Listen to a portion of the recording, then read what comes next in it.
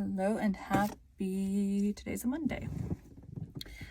Get a couple episodes knocked out. Just hit 5 o'clock here, so we're at the end of the day. I just finished my pages for narrating for the day, and I couldn't podcast this morning because I had to go pick my dog up from the border because we were gone all weekend. I'm gonna see how long these episodes are. I will at least get one done, possibly two, but I'm stopping at 6. Welcome to Bite at a Time Books, where we read you your favorite classics one bite at a time. My name is Bree Carlisle, and I love to read and wanted to share my passion with listeners like you. All of the links for our show are in the show notes. Today we will be continuing The Three Musketeers by Alexandre Dumas. That's not the right page. This page. Dumas. Chapter 51. Officer. That is very small for some reason.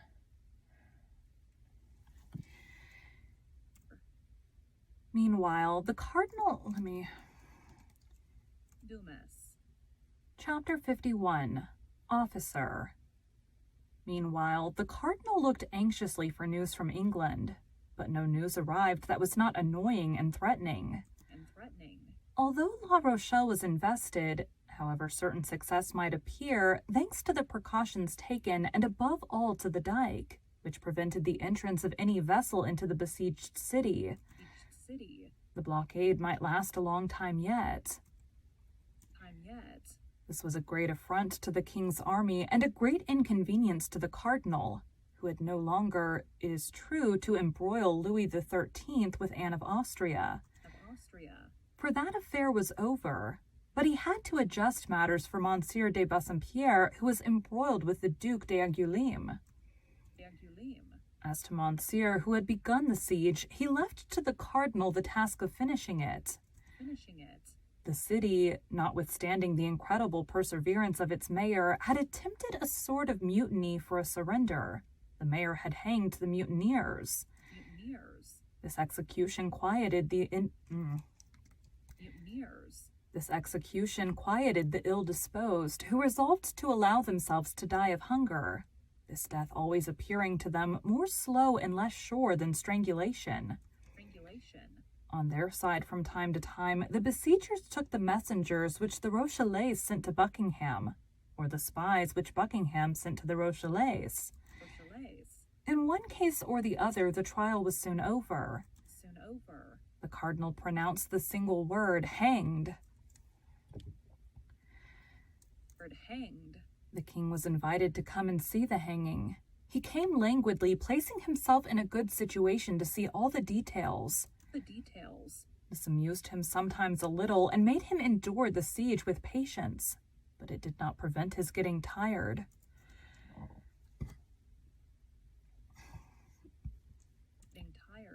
Or from talking at every moment of returning to Paris, so that if the messengers and the spies had failed, His Eminence, notwithstanding all his inventiveness, would have found himself much embarrassed.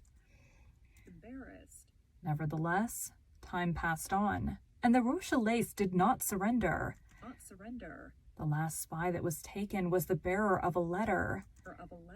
This letter told Buckingham that the city was in extremity, but instead of adding, "If your succor does not arrive within 15 days, we will surrender," it added quite simply, "If your succor comes not within 15 days, we shall all be dead with hunger when it comes." The Rochellais then had no hope but in Buckingham. Buckingham was their Messiah. It was evident that if they one day learned positively that they must not count on Buckingham, their courage would fail with their hope. The cardinal looked then with great impatience for the news from England, which would announce to him that Buckingham would not come.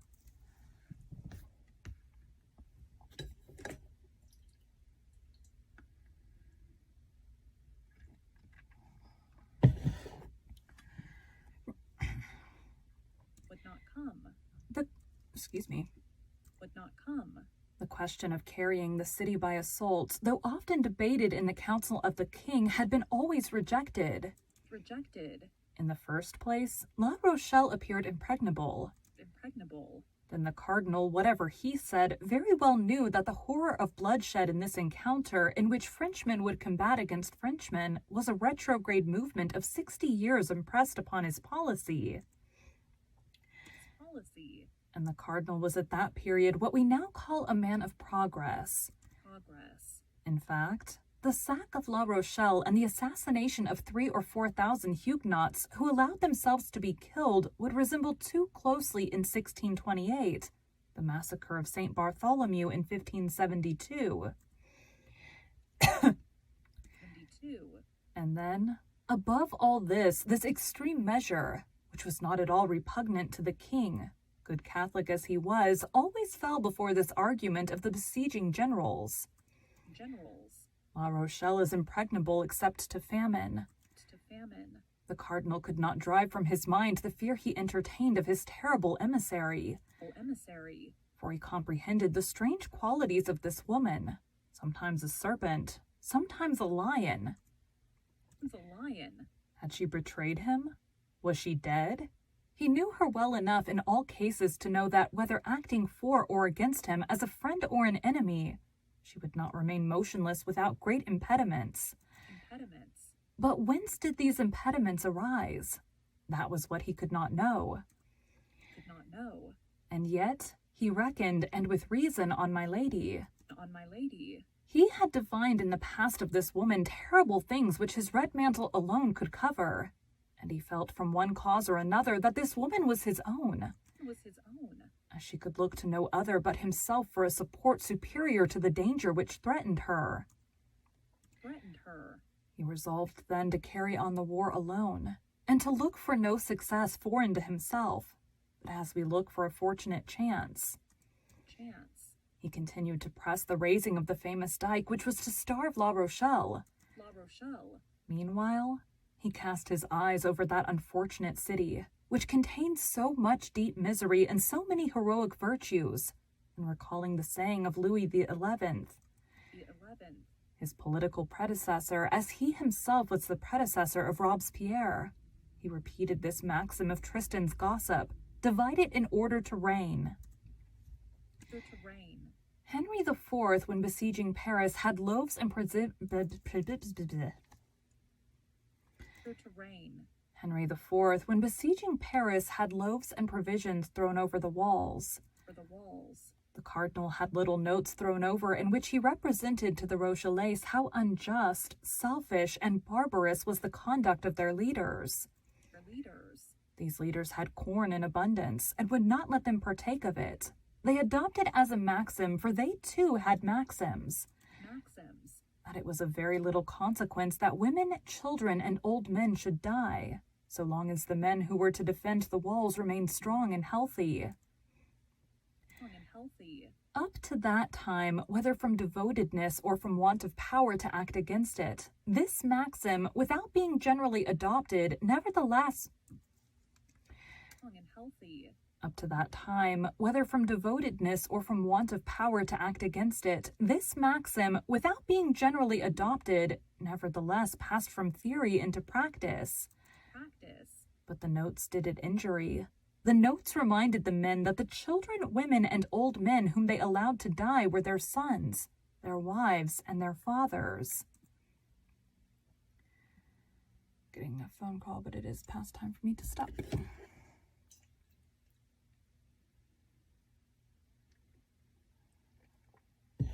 Wait for my watch to stop buzzing.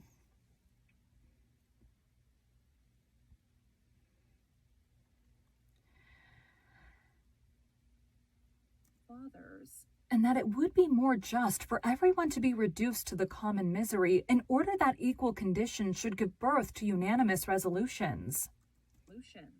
These notes had all the effect that he who wrote them could expect, and that they induced a great number of the inhabitants to open private negotiations with the royal army.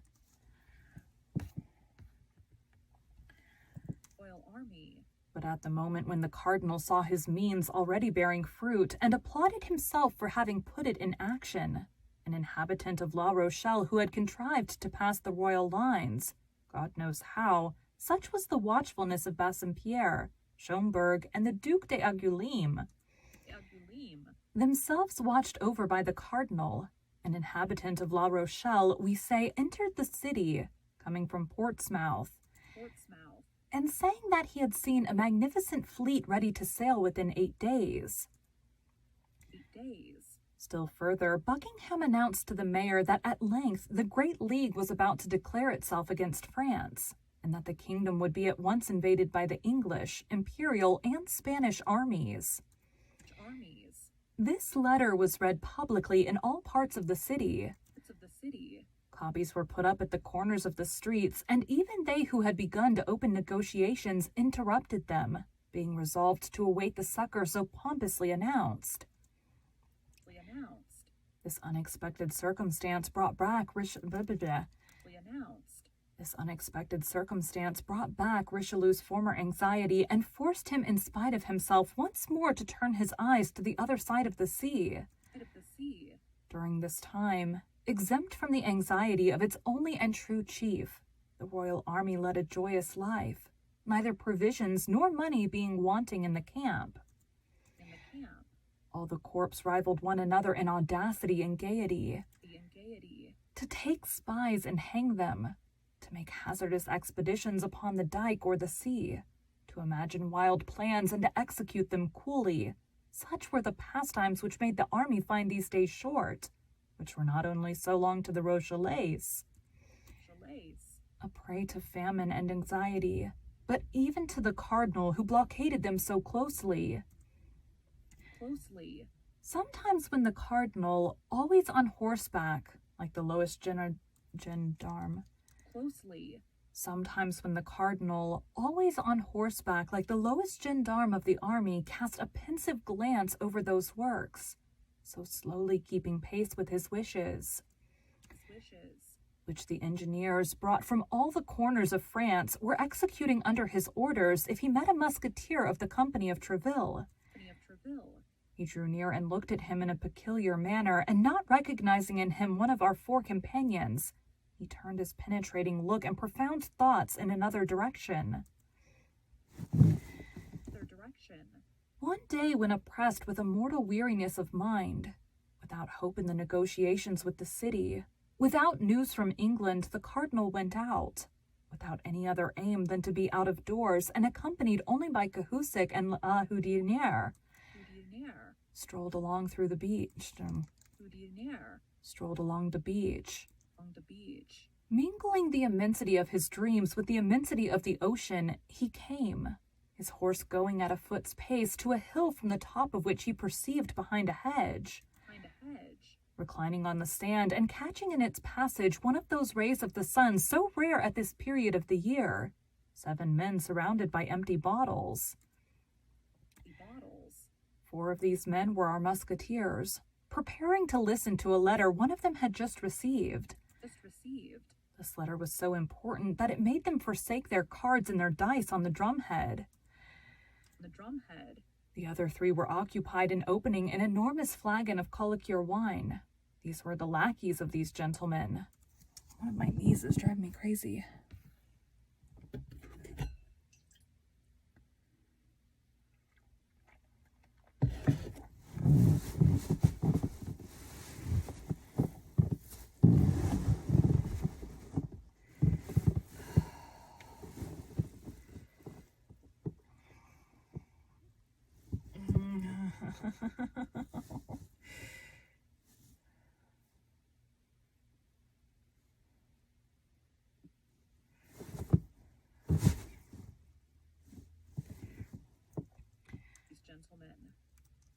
Hold on, go back. Bring us down a little bit. These gentlemen. The cardinal was, as we have said, in a very low spirits, and nothing when he was in that state of mind increased his depression so much as gaiety in others. Besides, he had another strange fancy, which was always to believe that the causes of his sadness created the gaiety of others. Okay, we're gonna, ow. The beauty of this beanbag, it moves. Gaiety of others. Making a sign to La Houdinière and Cahusac to stop, he alighted from his horse and went toward these suspected merry companions, hoping by means of the sand which deadened the sound of his steps and the hedge which concealed his approach, to catch some words of this conversation which appeared so interesting. At 10 paces from the hedge, he recognized the talkative Gascon, and as he had already perceived that these men were musketeers, he did not doubt that the 3 others were those called the Inseparables. That is to say, Athos, Porthos, and Aramis. It may be supposed that his desire to hear the conversation was augmented by this discovery. His eyes took a strange expression, and with the step of a tiger cat he advanced toward the hedge. But he had not been able to catch more than a few vague syllables without any positive sense, when a sonorous and short cry made him start, and attracted the attention of the musketeers. "Officer!" cried Grimaud. "You are speaking, you scoundrel," said Athos, rising upon his elbow and transfixing Grimaud with a flaming look.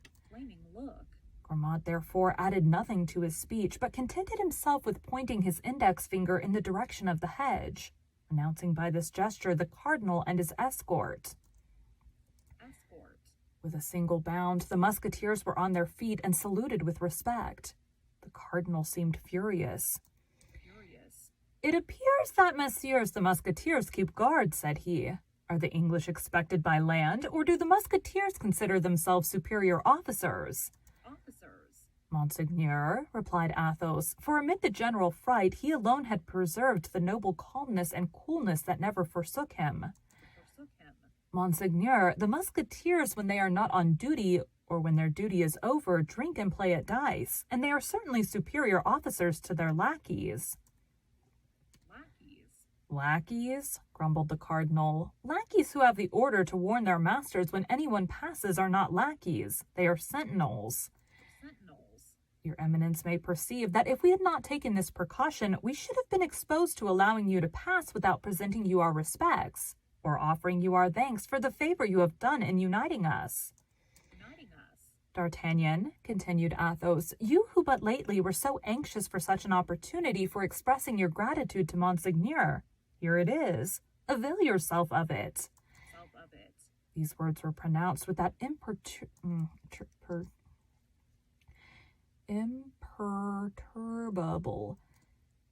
That's not it.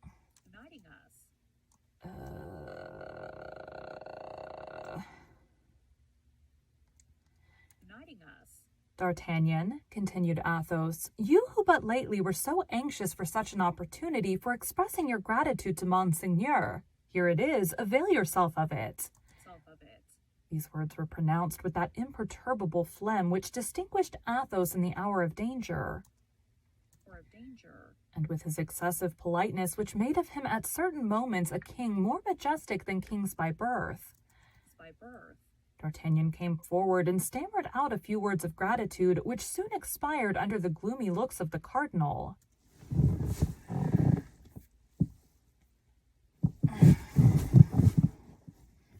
The chair is falling apart.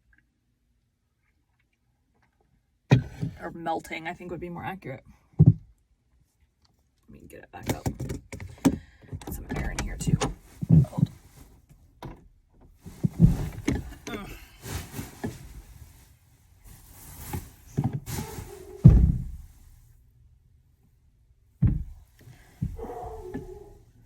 No idea what my dog is barking at. My husband might be home. Who knows? Okay, much better. Move this guy back up. My knee is not hurting right now. Wait for the dog to shush. Oh yeah, I can close out of my work email while we're waiting.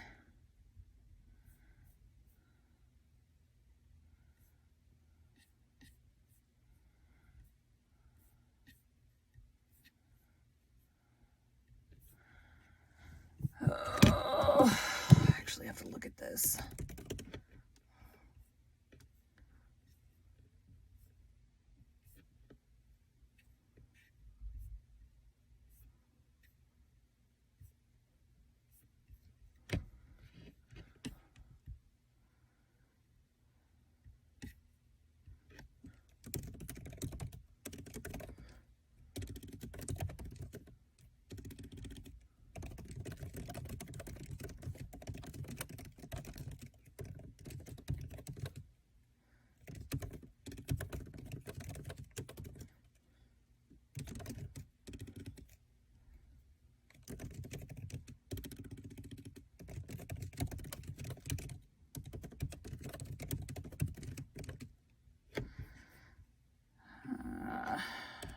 not deal with this. Discard, because this computer is kind of stupid. All right, go to close out of your work email and you see a pretty emergent email. For obvious reasons, I don't say what I do for my day job on here, but when it's a problem, it is a big problem. So get that. And it's not even something I can help with. It's something that they have to do, but I can at least give them who to call to fix it. The Cardinal. It does not signify, gentlemen, continued. The Cardinal. It does not signify, gentlemen, continued the Cardinal, without appearing to be in the least swerved from his first intention by the diversion which Athos had started. It does not signify, gentlemen. I do not like to have simple soldiers because they have the advantage of serving in a privileged corps, thus to play the great lords. Discipline is the same for them as for everybody else. Athos allowed the Cardinal to finish his sentence completely and bowed in sign of assent. Then he resumed in his turn. Discipline, Monseigneur, has, I hope, in no way been forgotten by us. Excuse me.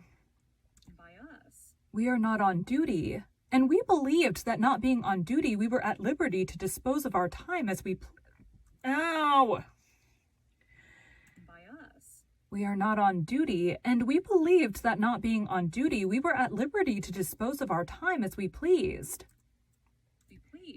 If we are so fortunate as to have some particular duty to perform for your eminence, we are ready to obey you. Your eminence may perceive, continued Athos, knitting his brow, for this sort of investigation began to annoy him, that we have not come out without our arms. And he showed the Cardinal with his finger the 4 muskets piled near the drum, on which were the cards and dice.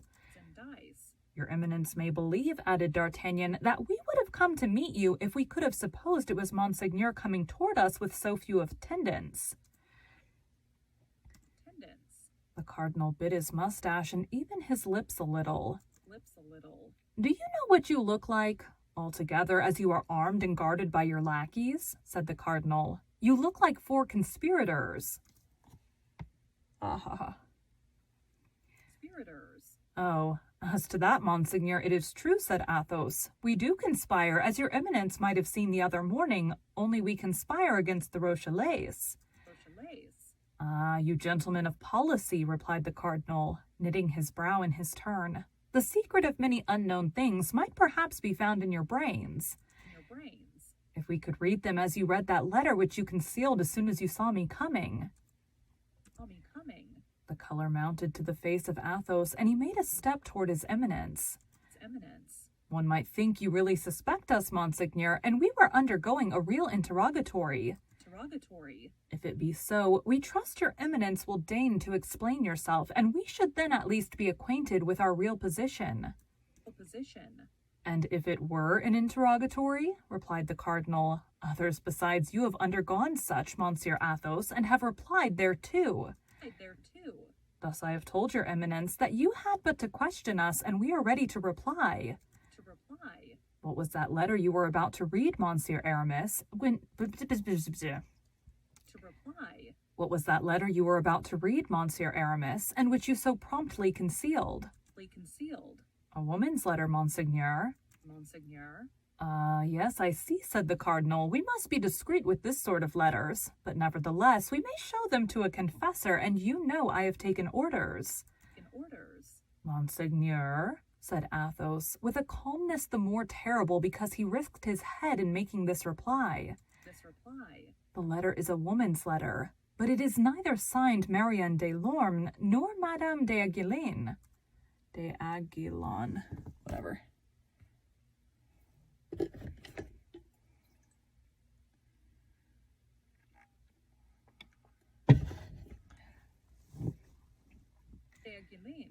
Cardinal became as pale as death. Lightning darted from his eyes. He turned round as if to give an order to Cahusac and Houdinière.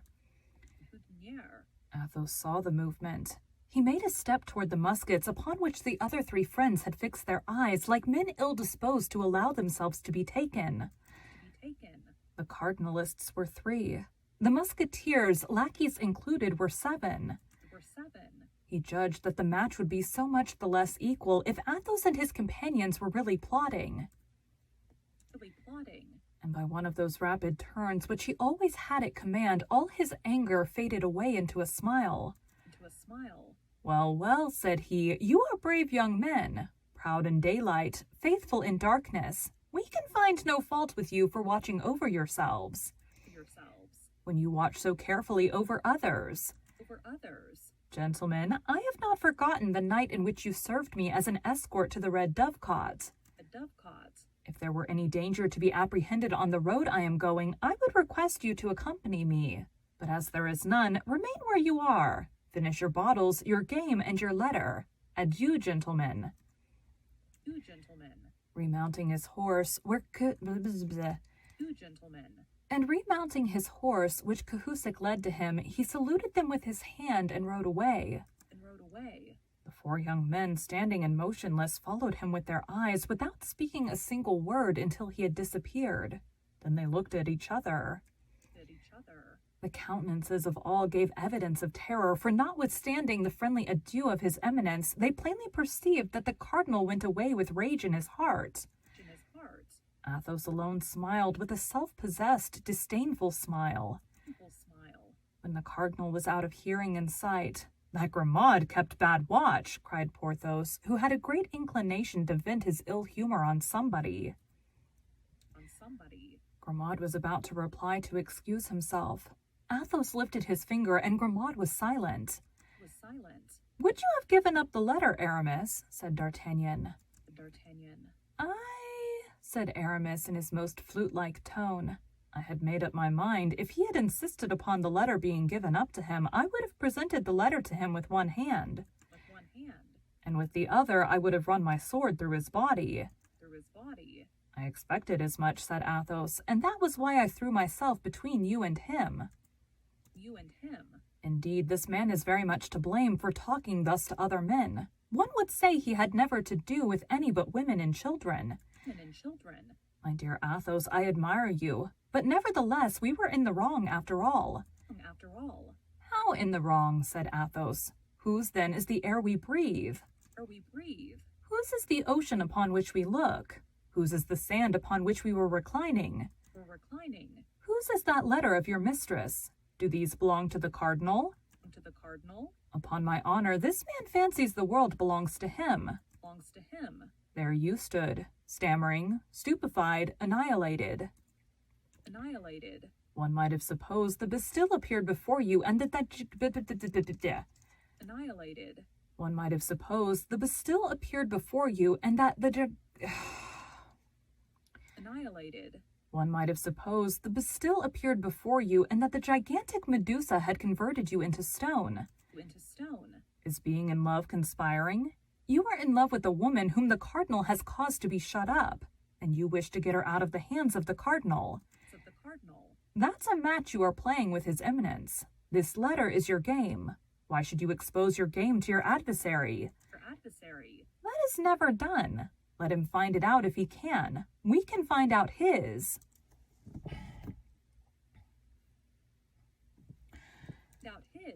Well, that's all very sensible, Athos, said D'Artagnan.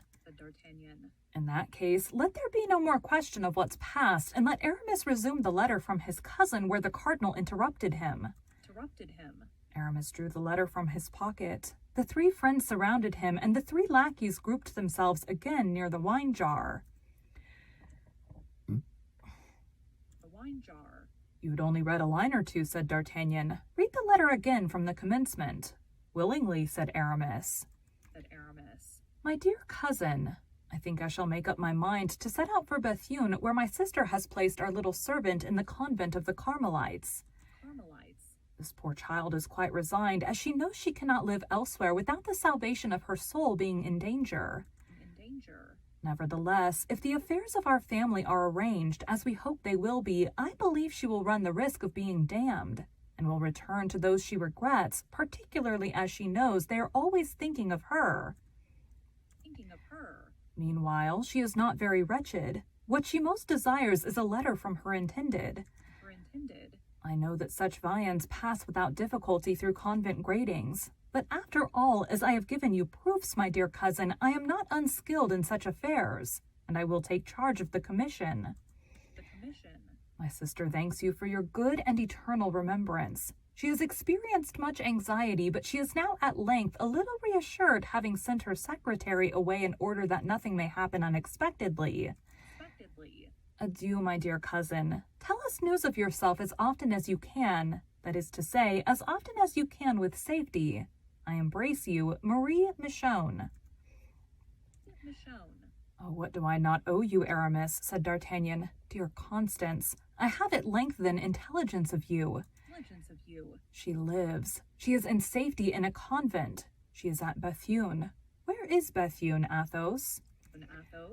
Why, upon the frontiers of Artois and of Flanders. The siege once over, we shall be able to make a tour in that direction. And that will not be long, it is to be hoped, said Porthos, for they have this morning hanged a spy who confessed that the Rochellais were reduced to the leather of their shoes. Supposing that after having eaten the leather they eat the soles, I cannot see much that is left unless they eat one another. Poor fools, said Athos, emptying a glass of excellent Bordeaux. Poor fools, said Athos, emptying a glass of excellent Bordeaux wine, which, without having at that period the reputation it now enjoys, merited it no less. Poor fools. As if the Catholic religion was not the most advantageous and the most agreeable of all religions. All the same, resumed he, after having clicked his tongue against his palate. They are brave fellows. But what the devil are you about, Aramis? Continued Athos. Why, you were squeezing that letter into your pocket.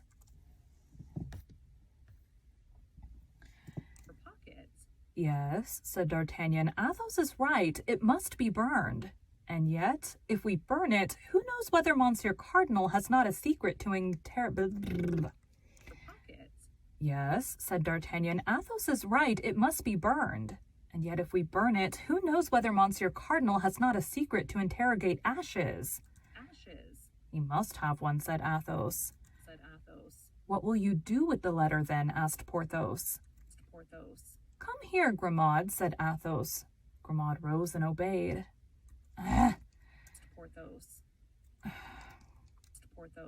Come here, Grimaud, said Athos. Grimaud rose and obeyed. As a punishment for having spoken without permission, my friend, you will please to eat this piece of paper. Then to recompense you for the service you will have rendered us, you shall afterward drink this glass of wine. First, here is the letter. Eat heartily. Grimaud smiled, and with his eyes fixed upon the glass which Athos held in his hand, he ground the paper well between his teeth and then swallowed it. Bravo, Bravo, Monsieur Grimaud, said Athos, and now take this. That's well. We dispense with your saying grace. Grimaud silently swallowed the glass of Bordeaux wine, but his eyes raised toward heaven during this delicious occupation, spoke a language which, though mute, was not the less expressive. And now, said Athos, unless Monsieur Cardinal should form the ingenious idea of ripping up Grimaud, I think we may be pretty much at our ease respecting the letter. Meantime, his Eminence continued his melancholy ride, murmuring between his mustaches, "These 4 men must positively be mine." I keep accidentally closing out of the browser tab that has the book in it. Thank you for joining Bite at a Time Books today, while we read a bite of one of your favorite classics. All of the links for our show are in the show notes. We are part of the Bite at a Time Books Productions Network. If you ever wondered what inspired your favorite classic novelists to write their stories, what was happening in their lives or the world at the time, check out Bite at a Time Books, Behind the Story, Tuesdays wherever you listen to podcasts. Again, my name is Bree Carlisle, and I hope you come back tomorrow while we take the next bite of the 3 Musketeers. That is all I'm getting done. It is already like 5:39, and if I have another 20-minute chapter, which takes way more than 20 minutes to record, I don't want to do it, so I'll get a couple done tomorrow. That is it. Bye.